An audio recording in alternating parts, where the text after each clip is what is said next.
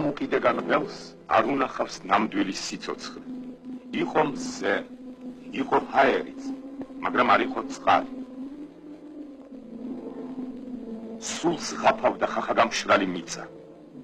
გაჭირვება დადიოდა გლეხკაცის ურმით. გულქვა იყო სიონის ტაძარი, კაცის მოციქული ღმერთთან.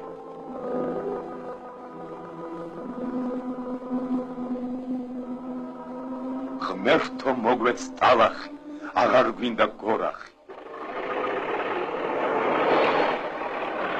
ღმერთმა კი არა, კაცმა ისმინა კაცის ღაღადი.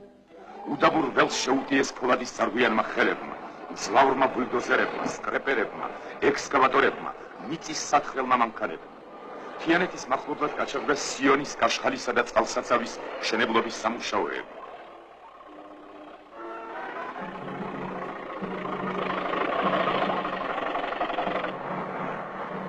დაიწყო გადამწყვეტი იერიში წყლისათვის, უდაბნოში სიცოცხლის დამკვიდრებისათვის. დღედაღამ გუგუნებდნენ მოტორები. ტვირთის სიმძიმისაგან წელში იზნიქებოდნენ 25 ტონიანი მანქანები. სამაგიეროდ წელში იმართებოდა კაშხალი. მოიერიშეთ ავანგარდში ათეულები, ასეულები ჩადგნენ.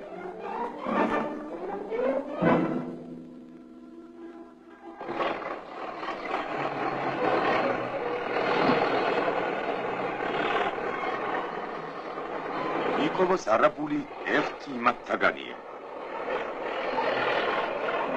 ჩვენს ქვეყანაში პირველად ამ კაშხალის მშენებლობა განხორციელდება ეგრეთ წოდებული მშრალი მეთოდით.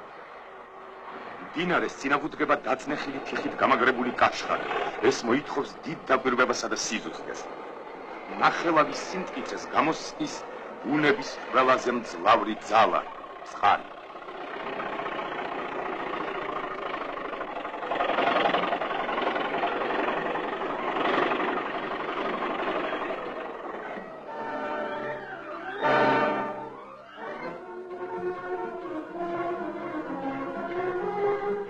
მაგრამ კაშხალის მშენებლობაზე მებეტონეებს მაინც გამოუჩნდათ საქმე.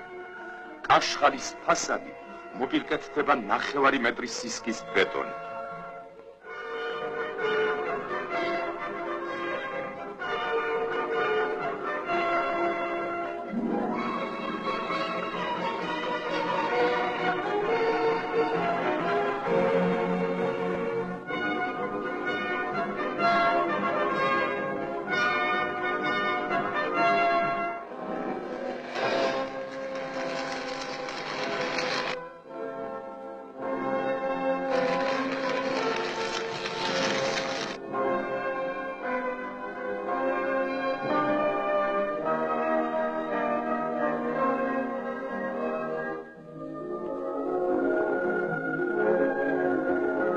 თანდათან მკვეთრად ისახებოდა სიონის წყალსაცავის კონტურები.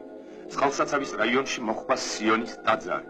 სხვა გამოსავალი არ იყო, ძველს გზა უნდა დაეთმო აღლისათვის და დაუთმო კიდეც. სიონის ტაძარი მცხეთაში დიდებული სვეტიცხოვლის გვერდით პოვებს ახალ ადგილს სამყაროს.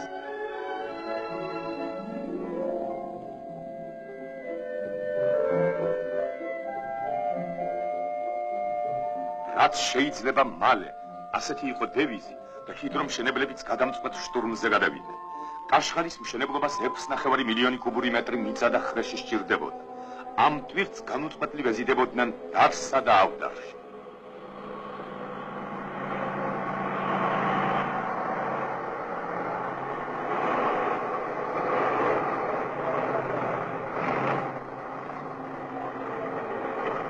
ეს არ იყო იოლის საქმე. და საერთოდ მნებლებმა არც იციან რა არის იოლის საქმე, რადგან თვითონ არიან დამწყებნი, საძირკვლის ჩამყრელნი და პირველმოსახლებიც. ტრიალი ველი იყო, მაგრამ მოვიდნენ მშენებლები და დიდი ცხოვრების სუნთქვა მოიტანეს. არაუშავს თუ ქუჩებს სახელი არ ჰქვია. ადრესაც მაინც მიაგნებდა, რადგან ადამიანს ყველაზე ზუსტ მისამართს აძლევს კარგი სახელი. ასეთი კარგი სახელი აქვს ლაბორანტ ქალიშვილებსაც. მათ მეტად პასუხისმგები სამუშაო მიანდეს ბეტონის სიმტკიცის გამოცდა. ჰიდრომშენებლობაში მხოლოდ მაღალი მარკის ცემენტსა და ბეტონს იყენებენ. წყალი უდიდესი ძალით აწვება კაშხალს. ასეთ დაწოლას ყველა ბეტონი როდი გაუძლებს. რომ აშენო, უნდა იცოდე. რომ იცოდე, უნდა ისწავლე. სწავლის გზა კი ხსნილია.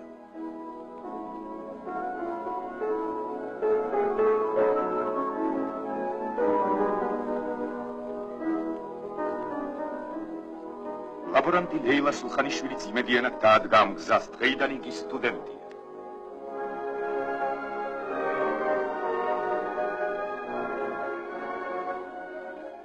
ინჟინერი ოთარ ჭინჭარაული იორის პირად გაიზარდა.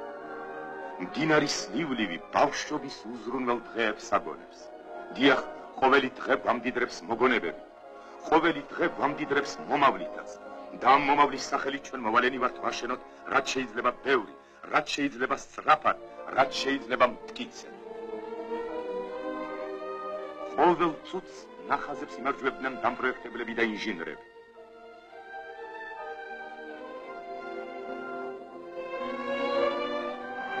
ამ მიდამოს წყალი დაფარავს. წყლის ქვეშ მოქცეული მცენარე პოვის პროცესში გამოხმობს გაზებს, რაც რუპავს თევზს, ამიტომ მომავალი ზღვის ფსკერის საგულდაგულოდ უნდა გაიწყოს.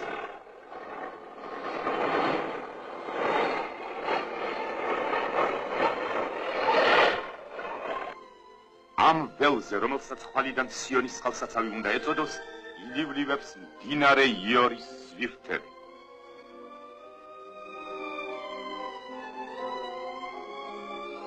წყალსაცავისაკენ წამოსული წყალი გზაში აამუშავებს 4 ჰიდროელექტროსადგურს, რომელთა საერთო სიმძლავრე დაახლოებით იმდენია, რამდენიც რიონ ჰესისა.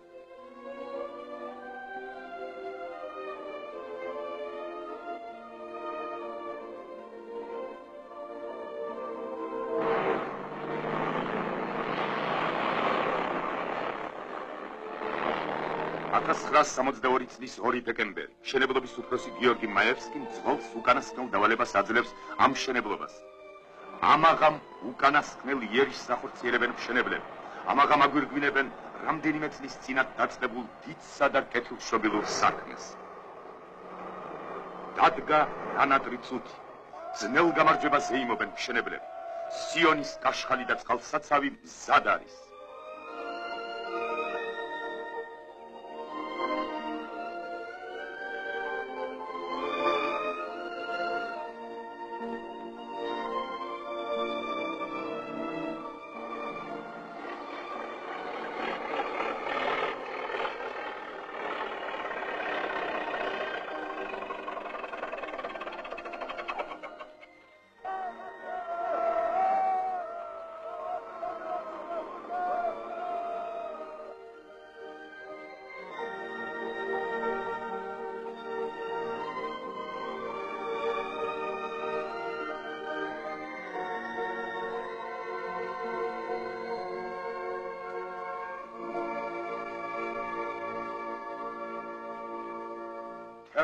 კვადრატულ კილომეტრზე გადაიშლება სიონის წყალსაცავი, რომელშიც 330 მილიონი კუბური მეტრი წყალი დაგუგდება.